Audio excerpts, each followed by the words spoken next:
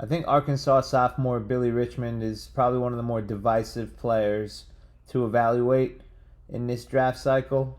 On one hand, he has bunny-like hops, really good motor, competes at a high level, really dangerous in transition. You see right here, Malik Thomas gets a steal, and Richmond just, on sheer effort and speed, beats everyone down the court.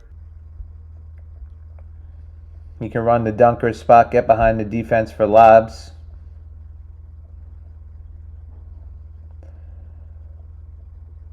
Run the wings in transition.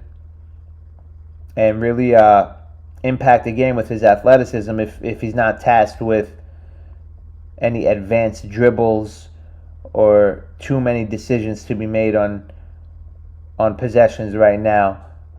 His athleticism, like I said, and his compete factor really, will stand out along with his ability to shoot the ball.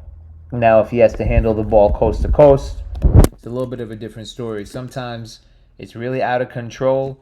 Other times he just needs to shore up his touch. He's not able to get to his offhand there, just not able to finish.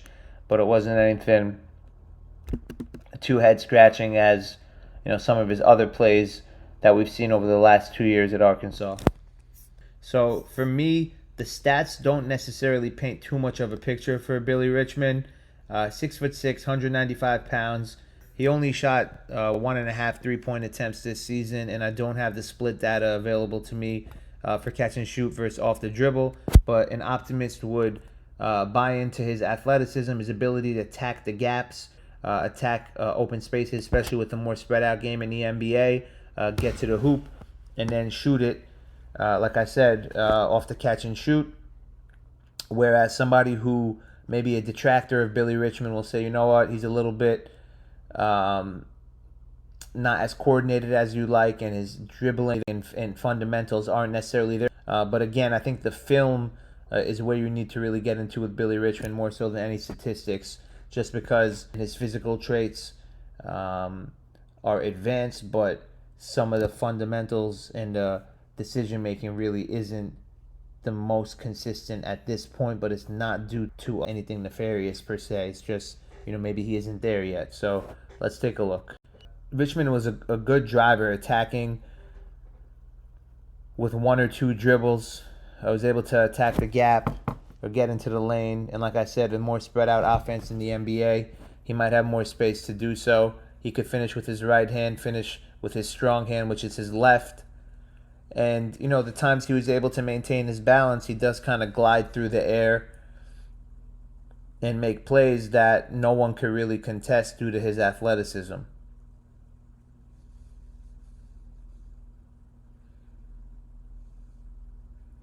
You're not going to see more than one or two dribbles for him finishing at the hoop.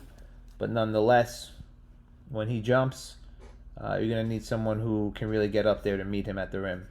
His three-pointers, like I said, not many attempts, not much of a sample size, 15 for 58 the whole season. His two-point attempts that weren't, at the rim, he shot about 39% on the season. Hard to glean much from the numbers other than he's not necessarily someone who creates off the dribble right now. You can see that 61% of his two-point makes were assisted, so that would be two-point jumpers and floaters, and 93% of his three-point makes were assisted. I don't necessarily think Richmond will ever be a knockdown shooter. His base isn't that wide when he shoots. His toes are kind of pointed in, and his form is a little bit inconsistent. You can see there his feet pointed in. That being said, even if he's not a knockdown shooter, he could make shots. He can make shots, especially like I've said numerous times by now, in the catch and shoot. So maybe he won't be a sharpshooter in my eyes, but he isn't someone that you can also leave on an island on the perimeter. He will make you pay.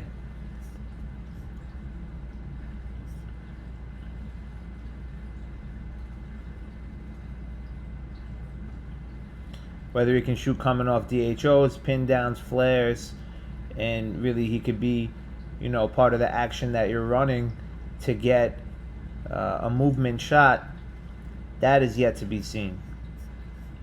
I'm going to show his free throw shooting form as well. He only shot 2 free throws a game, shot 79%, so Not so much of a sample size.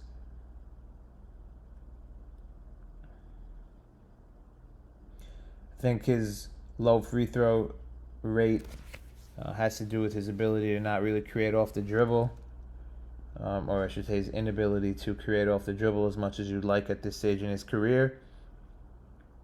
He can try to put pressure on the rim for sure, but breaking down his man and making plays in the half court would obviously help him get to the line more. We're going to also look at some of his misses.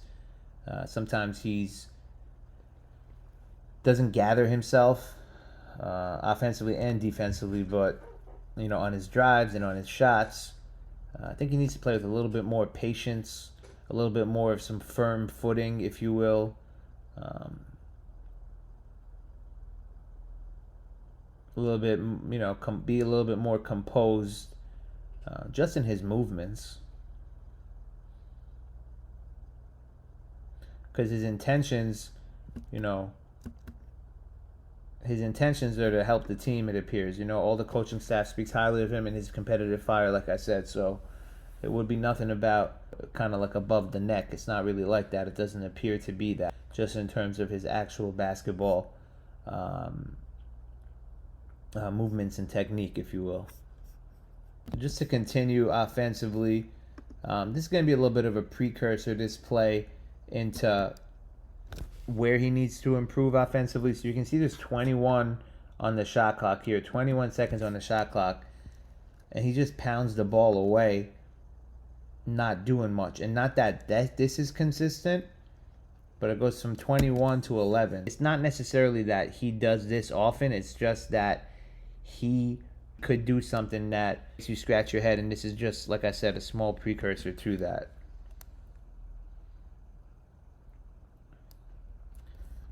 So it's 7 seconds left on the shot clock. They're going to start their possession, whereas 22 seconds when Richmond first touched the ball, and they're in the same place. Also right here on an entry pass, there's no reason to take this angle to just lob it up like that. So a little bit more, I think, intentional is a decent word. And then you get into it offensively where he's off balance. He needs to improve his balance, and that's kind of, I think, the biggest thing his detractors would point to after 2 years in college. Sometimes the same patterns are showing up. So it's about, can he shake these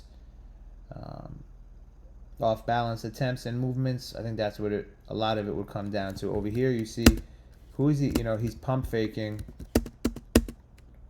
Look how far his defender is off him. He could just probably catch and shoot, but he does a little body fake, swings the ball, and gets to an off-balance attempt. A little wild shot there. It's not only his shooting, his transition as well. He'll barrel into people in the open court.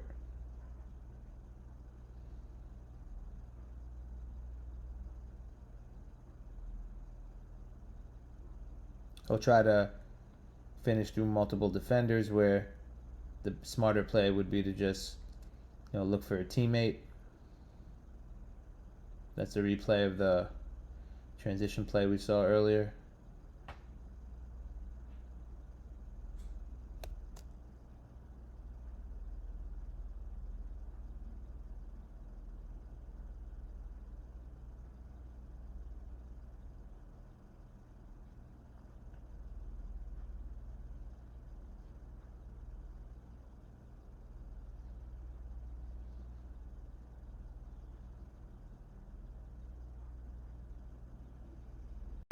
He has good potential as a rebounder. He averaged 4.3 rebounds in 28 minutes a game this year over here against Chris Senack, one of the better rebounders in the draft. You can use his athleticism and his compete factor, like I said, to go get boards.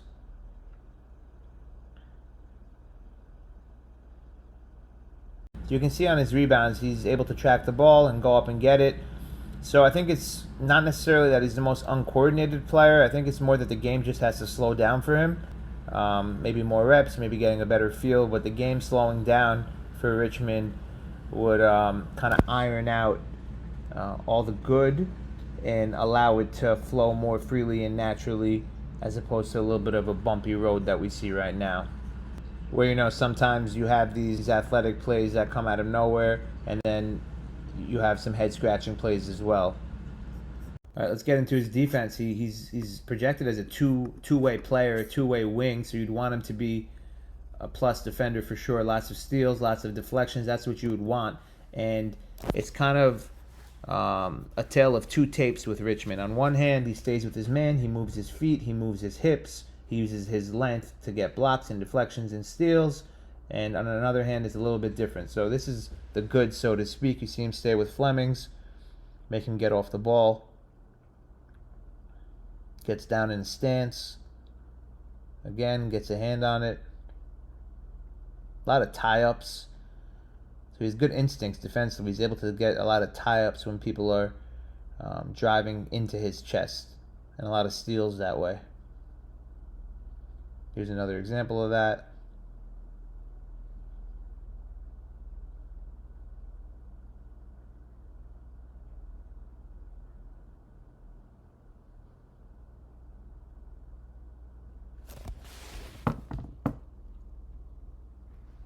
The flip side of that is he sometimes doesn't get down in defensive stance. His pick and roll defense also needs some work. So you see here on the closeout, just out of whack there.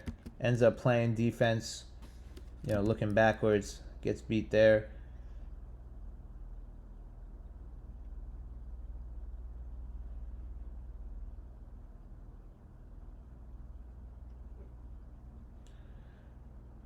He doesn't really get in a stance as much as you'd like. You see him standing straight up. He relies on his athleticism a bit much. He gets beat right there by Flemings. This is another one just dancing on the perimeter. Take a look there.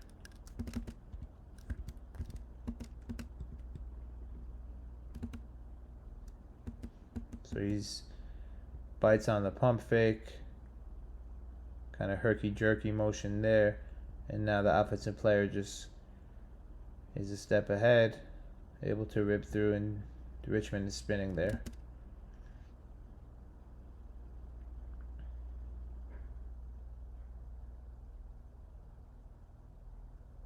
And again, I think he can be a plus defender. We just showed all the clips where when he's fully locked in, but these are some things that he needs to shore up. So that's some of the evaluation on Billy Richmond. He announced he's returning to school, so you'd like to see some areas of growth, seeing if the game could slow down for him, if he could shoot it more consistently when he's open, offensively set his feet and get catch and shoot shots if the defenders continue to sag off like they did from time to time, and then eventually try to get a pump fake, one dribble pull up. Just play more out of a triple threat, and then defensively maybe gain some lower body strength so he can pair his, he already has his athleticism and long arms. He can pair that with some physicality, get down in a stance, guard his man, put his chest into, the offensive player if need be. And really, if the game slows down for him, I think things will iron themselves out, and we'll see a more refined version of Billy Richmond's game, and I'm looking forward to it. Looking forward to seeing his junior season at Arkansas.